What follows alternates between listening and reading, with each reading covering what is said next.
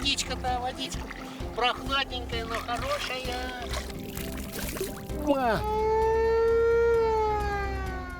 Пароходы решали исход дела. Корабль имеет позвоночник, имеет ребра, имеет, как бы сказать, тело.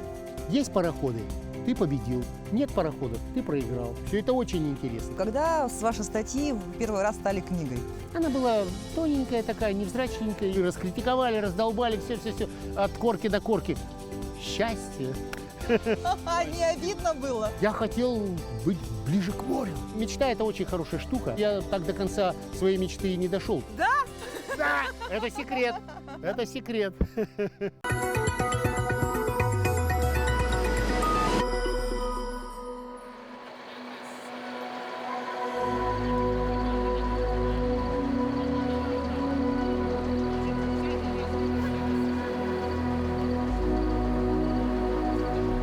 Река Лена в верховьях 4-й категории сложности точно.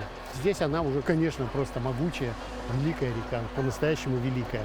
Вон что. Здесь же в Якутске ширина реки Лены сколько? 14! От коренного берега до коренного. Ну, максимальная, конечно. А дело в том, что нас же подпирает, Лену-то подпирает Алдан. Вот. И он как будто плотина. И река Лена вынуждена останавливаться и как проталкивать, что ли, Алдан. А Алдан, когда он многоводный, это мощная река. Это очень мощная река. Известно, что все реки являются матерями моря. Ну а поскольку Бог создал волны и ветер, а люди корабли и паруса, самое время поговорить о тех, кто не может жить без моря. Ведь оно без них волнуется. Почему корабль побеждает волны, хотя их много, а он один? Потому что у корабля есть цель, а у волн нет. Это программа «Якутия Лайф». Меня зовут Ирина Ефимова. И сейчас мне не терпится задать этот же самый вопрос нашему сегодняшнему герою. Речнику, мечтателю, писателю, историку, краеведу, создателю музея речников Александру Павлову. Это такой же вопрос задают конструкторам самолетов. Почему он летает? Вот почему, правда, летает? Неизвестно. Также и судно. Но если учесть, что судно не сколько плавучее инженерное сооружение, предназначенное для выполнения каких-то там работ, то это дом для моряков. А в каждом доме есть домовой, есть душа. И поэтому корабль иногда вывозит как бы экипаж, когда к кораблю хорошо относятся. Но это уже такая, как бы сказать, версия. На самом деле, конечно, все очень просто.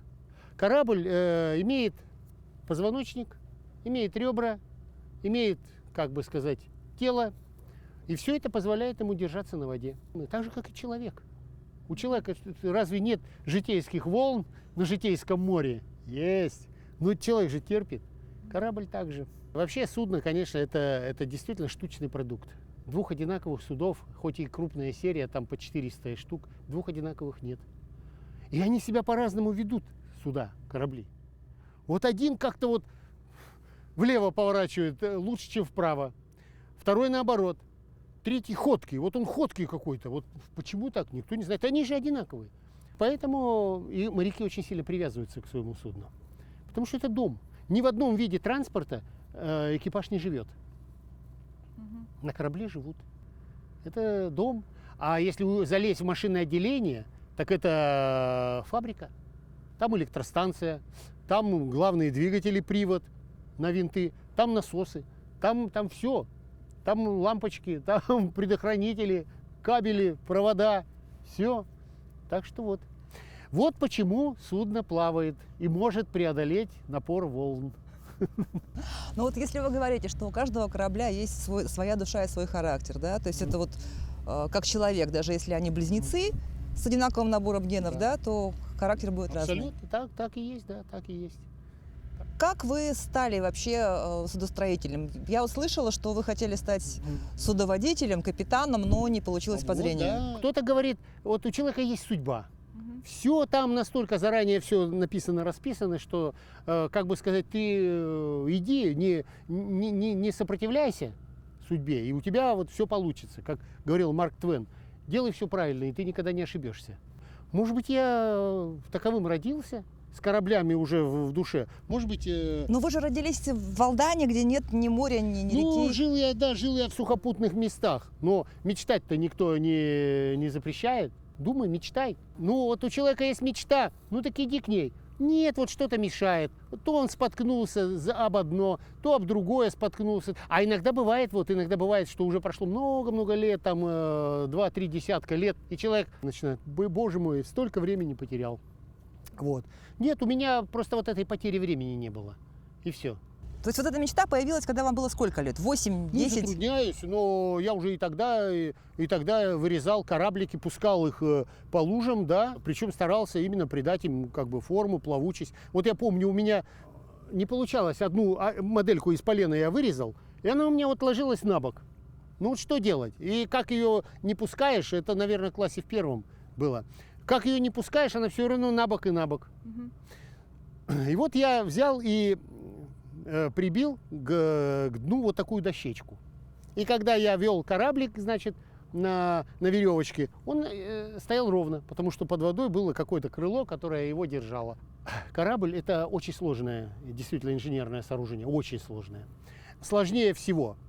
И изучать корабли очень сложно. Вот я, допустим, занимаясь, ну, как бы сказать, просто как хобби, военными кораблями, я сначала думал, что скорость и пушки – это главное.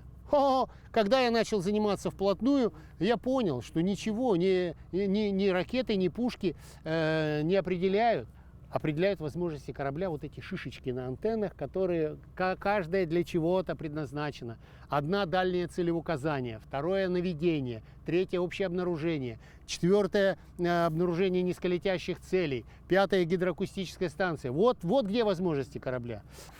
Изучаешь корабль, и все глубже и глубже, и там все равно что-то, какое-то устройство, которого ты так и не знаешь. Ну, смотрите, в 14 лет вы приехали в Якутск поступать в речное училище. Ну да. Ой, оса укусила.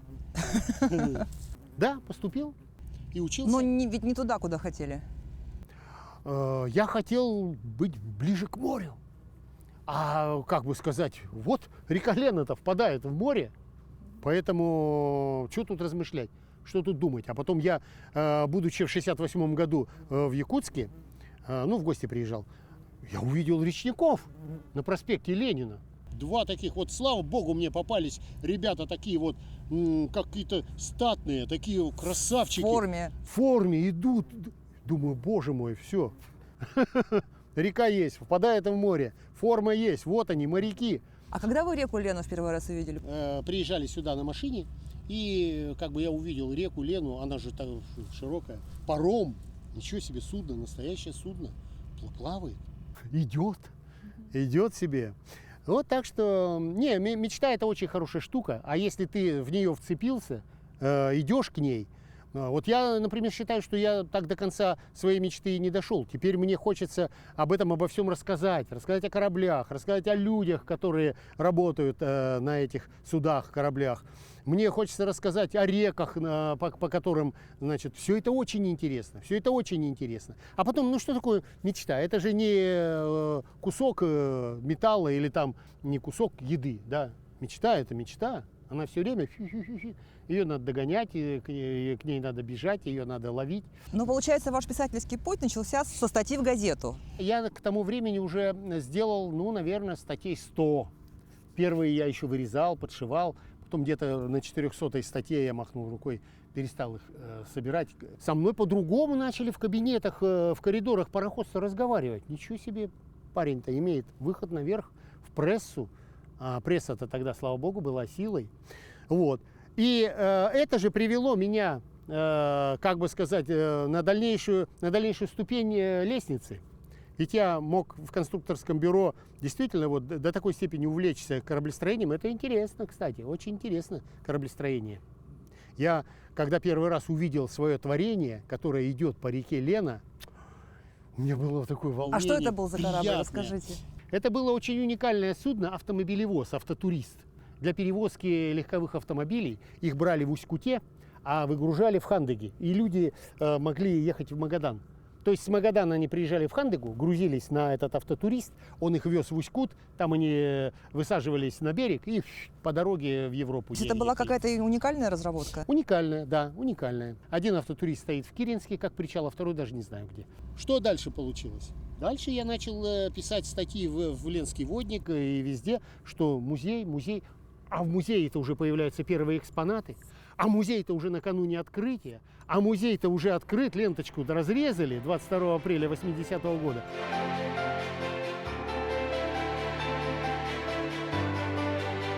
Вот зачем вам, тогда еще совсем молодому человеку, нужно было создавать музей? И что это для вас сейчас означает? Во-первых, был интерес к современному флоту, был интерес к старым пароходам. Старые пароходы вообще для меня было что-то вот такое фантастическое. Эх, вот оказаться бы в том времени, походить бы по палубе, вот такое бы счастье было.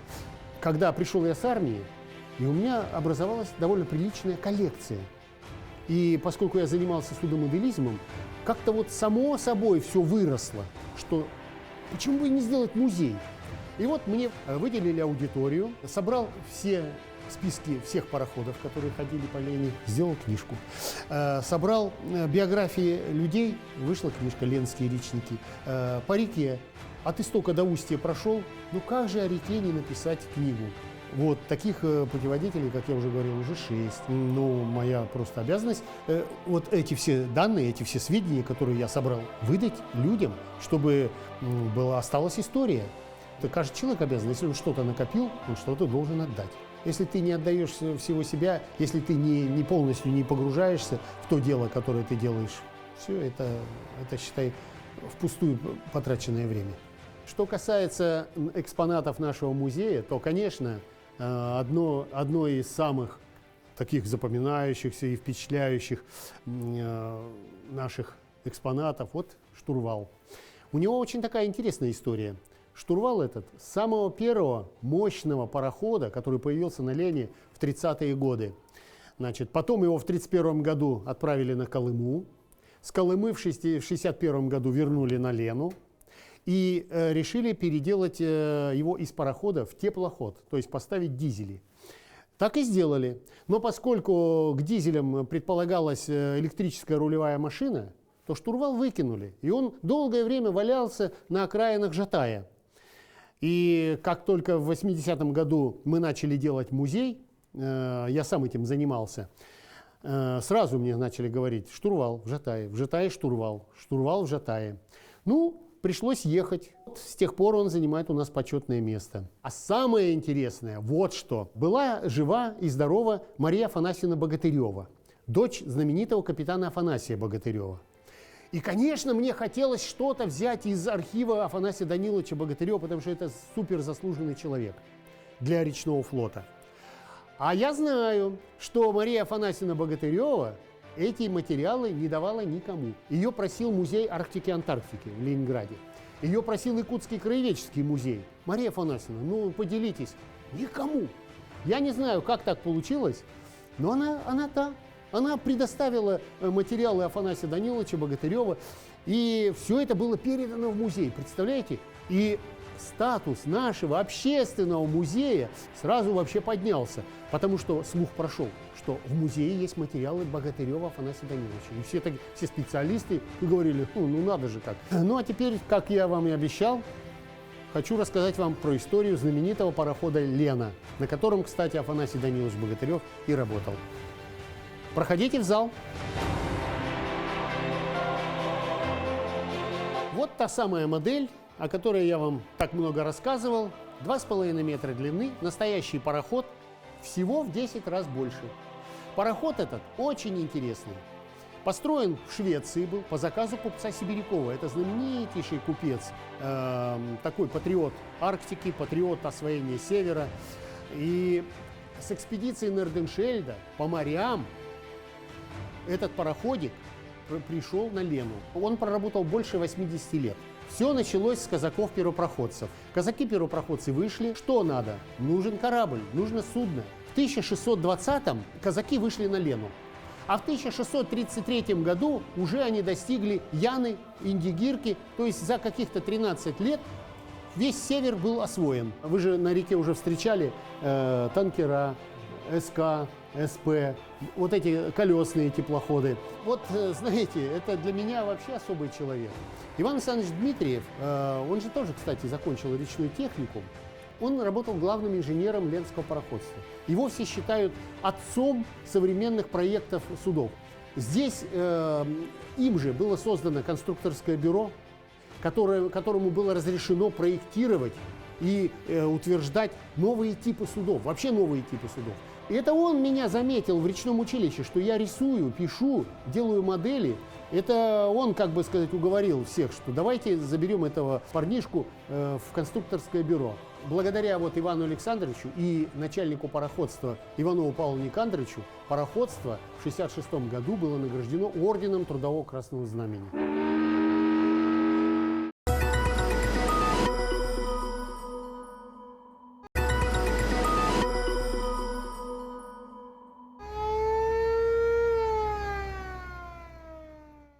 И тут вдруг в пароходстве в 1983 году создается Бюро научно-технической информации. Тогда заставляли все предприятия создавать такие структуры, потому что обмен информацией был налажен слабо. Вот если человек роется, копается в журналах, значит, что-то нашел. А может, не нашел. Не нашел — плохо. И вот, видимо, поэтому государство решило пойти на создание специальных центров научно-технической информации. И мне предложили: так, ну ты что, ты готовый этот БНТИ? И я 3 года занимался вот этой вот распространением новой техники. Бюро научно-технической информации проработал, потом технический отдел. Когда с вашей статьи в первый раз стали книгой? Первая книга была в 1989 году, вышла, но мне ее заказало Якутское книжное издательство. Редактор Петров занимался. Я ее назвал «Пароходы капитана Богатырева». Почему? Потому что книга «Капитан Богатырев» уже была. Это Фрейберг ее написал в 1963 году. И я так эту книгу и делал. Нарисовал все пароходы, на которых работал и которыми командовал Афанасий Данилович Богатырев.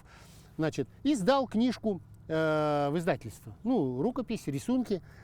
И поехали мы в отпуск. Ну, я думал, что это же дело серьезное, это же книжка. Это не просто так. Я приду, мне там редактирование, я буду исправлять. Я приехал, они говорят: а она уже все в наборе, уже все, заканчиваем.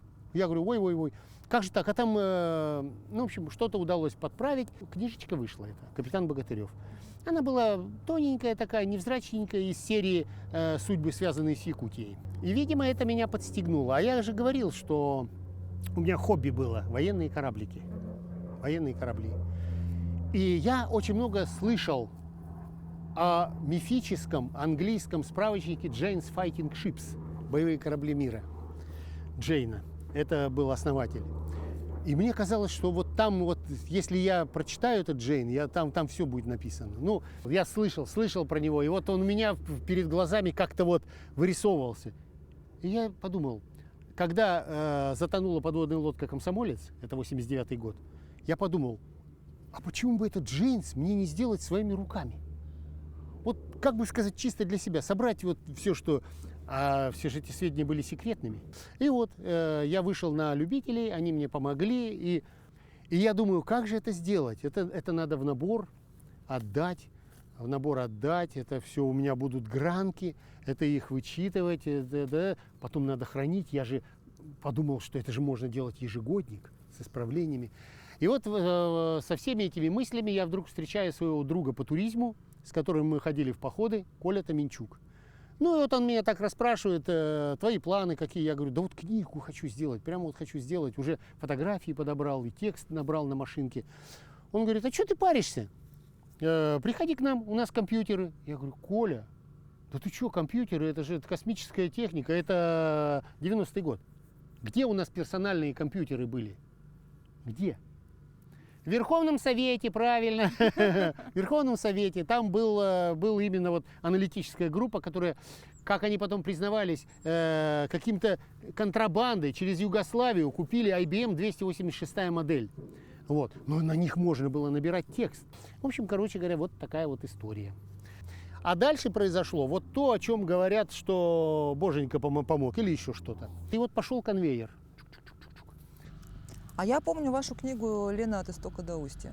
Она родилась вот как. Я тогда занимался яхтенным спортом и, как бы сказать, грубо говоря, по совмещению считался директором яхт-клуба «Лена». Вот. И мы готовили поход под парусами ребятишек с Алекминска до Якутска. А это 600 километров. Это очень сложный поход. Ой, а водичка-то, водичка прохладненькая, но хорошая.